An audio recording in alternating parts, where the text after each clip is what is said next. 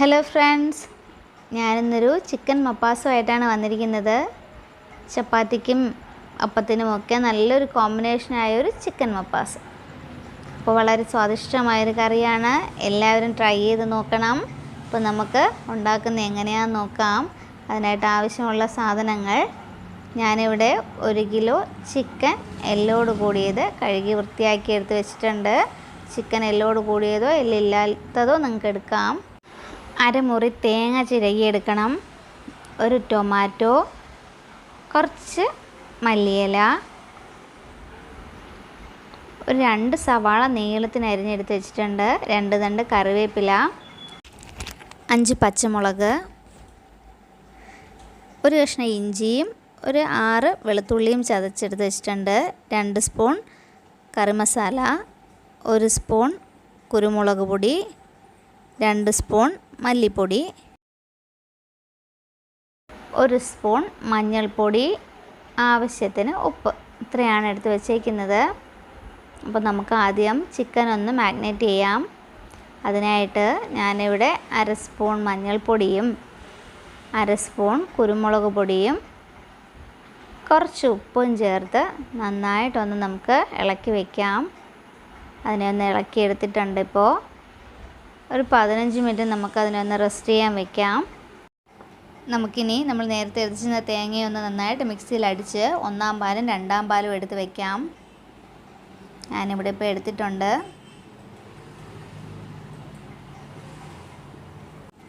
നമുക്കിനി നേരത്തെ മാഗ്നേറ്റ് ചെയ്ത് വെച്ചിരുന്ന ചിക്കൻ പീസസിനെ എണ്ണയിലൊന്ന് വറുത്ത് കോരിയെടുക്കാം. ഒത്തിരി മൂത്ത് പോകണ്ട, ജസ്റ്റ് ഒന്ന് 2 സൈഡ് ഒന്ന് വറുത്തെടുത്താൽ മതി.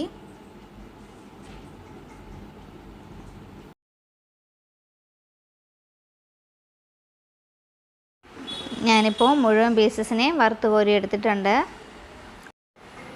നമുക്കിനി ആ എണ്ണയിൽ തന്നെ കറി ഉണ്ടാക്കാം. ഞാനിപ്പോൾ ആ പാൻ ചെറുതായത് കാരണം വേറൊരു കടായിലേക്ക് ആ എണ്ണ ഒഴിച്ചു കൊടുക്കുകയാണ്. ആ എണ്ണയിലേക്ക് ഇഞ്ചിയും വെളുത്തുള്ളി പേസ്റ്റ് ഇട്ട് കൊടുക്കാം. നന്നായിട്ടൊന്ന് മൂത്ത് വരട്ടെ. അതിൻ്റെ പച്ചമണം ഒന്ന് മാറിയ ശേഷം അതിലേക്ക് 2 തണ്ട് കറിവേപ്പില ഇട്ട് കൊടുക്കാം. കറിവേപ്പില നന്നായിട്ടൊന്ന് മൂത്ത് വന്നിട്ട് നമുക്ക് അരിഞ്ഞ് വെച്ചിരിക്കുന്ന സവാളയിട്ട് നന്നായിട്ടൊന്ന് ഇളക്കി കൊടുക്കാം. നന്നായിട്ടൊന്ന് വഴണ്ട് വരണം.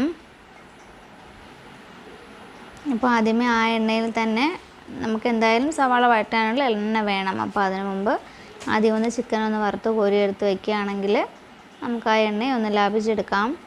നമുക്കിപ്പോൾ അതിലേക്ക് അരിഞ്ഞ് വെച്ചിരിക്കുന്ന പച്ചമുളകിന് ഇട്ട് കൊടുക്കാം. ഓരോരുത്തരുടെ എരിവിനനുസരിച്ച് വേണം പച്ചമുളക് ചേർക്കാനായിട്ട്.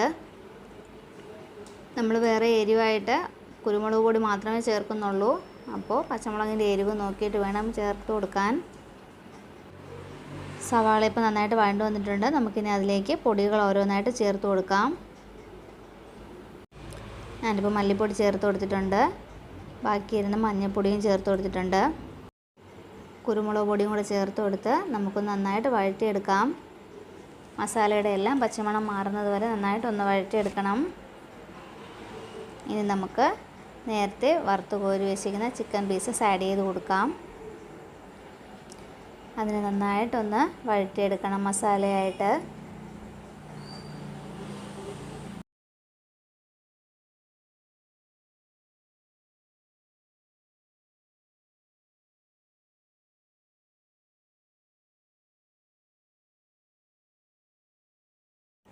ഇപ്പോൾ നന്നായിട്ട് വഴണ്ട് വന്നിട്ടുണ്ട്. നമുക്കതിലേക്ക് 2-ാം പാൽ ആഡ് ചെയ്യാം.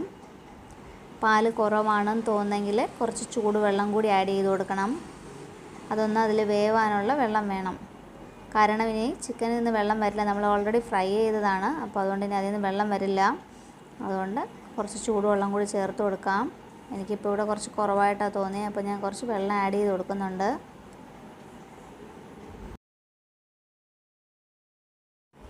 നമുക്കിനി അതിലേക്ക് ഉപ്പ് ആഡ് ചെയ്ത് കൊടുക്കാം. നമ്മൾ നേരത്തെ ചിക്കൻ മാഗ്നേറ്റ് ചെയ്തപ്പോൾ ഉപ്പ് ചേർത്തിട്ടുണ്ടായിരുന്നു.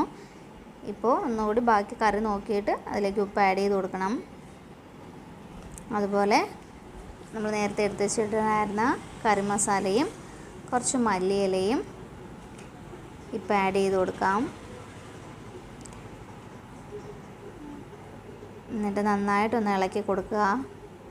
ഇളക്കി നമുക്കൊന്ന് മൂടി വെച്ച് വേവിക്കാം. രണ്ടാം പാലിലാണ് വേകുന്നത്. നമുക്കൊന്ന് തുറന്ന് നോക്കാം. ഇപ്പോൾ കറി നന്നായിട്ട് തിളച്ച് വരുന്നുണ്ട്, വേകാറായി വരുന്നുണ്ട്.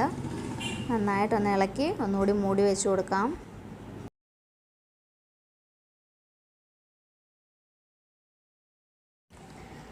ഞാനിപ്പോൾ വീണ്ടും ഒന്ന് തുറന്ന് നോക്കിയിട്ടുണ്ട്. ഇപ്പം നമ്മുടെ രണ്ടാം പാലെല്ലാം നന്നായിട്ട് വറ്റി കുറുകി വന്നിട്ടുണ്ട്. നമുക്കിനി അതിലേക്ക് നമ്മൾ നേരത്തെ എടുത്ത് വെച്ച ടൊമാറ്റോ ഒന്ന് വട്ടത്തിന് അരിഞ്ഞ് ചേർത്ത് കൊടുക്കാം.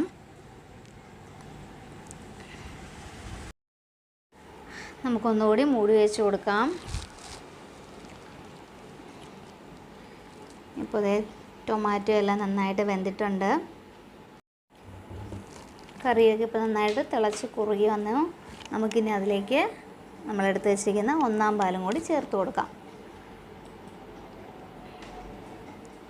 ഒന്നാം പാൽ ചേർത്ത് കഴിഞ്ഞ ശേഷം ഒത്തിരി തിളയ്ക്കാൻ പാടില്ല, ജസ്റ്റ് ഒന്ന് ചൂടായാൽ മതി. നന്നായിട്ടൊന്ന് യോജിപ്പിച്ച് കൊടുക്കുക.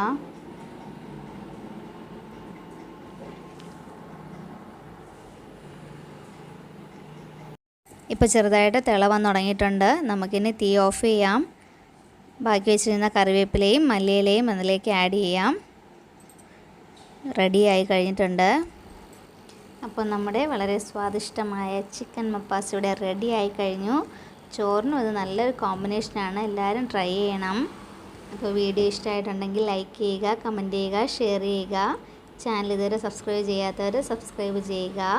ആ സൈഡിലെ ബെൽ ബട്ടൺ കൂടി ഒന്ന് ക്ലിക്ക് ചെയ്യുക. എങ്കിൽ മാത്രമേ ഞാനിടുന്ന വീഡിയോസിൻ്റെ നോട്ടിഫിക്കേഷൻ നിങ്ങളുടെ ഫോണിൽ വരികയുള്ളൂ. അപ്പോൾ thank you for watching. Take care.